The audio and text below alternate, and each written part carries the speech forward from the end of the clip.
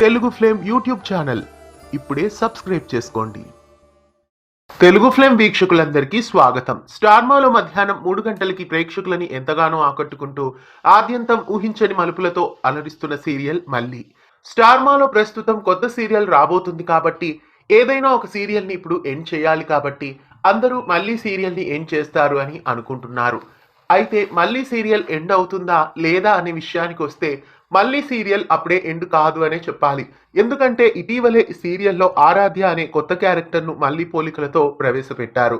అలాగే అన్నపూర్ణ స్టూడియోస్ నుండి కుంకుమ పువ్వు, నాగపంచమి, మావారు మాస్టారు 3 సీరియల్స్ ఎండ్ అయినప్పటికీ ఆ ప్రొడక్షన్ నుండి ఇంకా కొత్త సీరియల్ ఒకటి కూడా రాలేదు.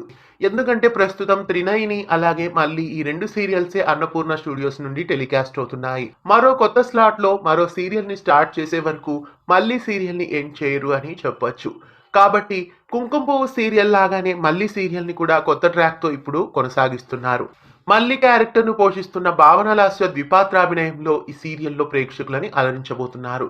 కాబట్టి మళ్ళీ సీరియల్ ఇప్పుడప్పుడే ఎండ్ కాదు. కాబట్టి మరి ఏదైనా స్టార్మాలో టెలికాస్ట్ అవుతున్న సీరియల్ని ఎండ్ చేయవచ్చు అనిపిస్తోంది.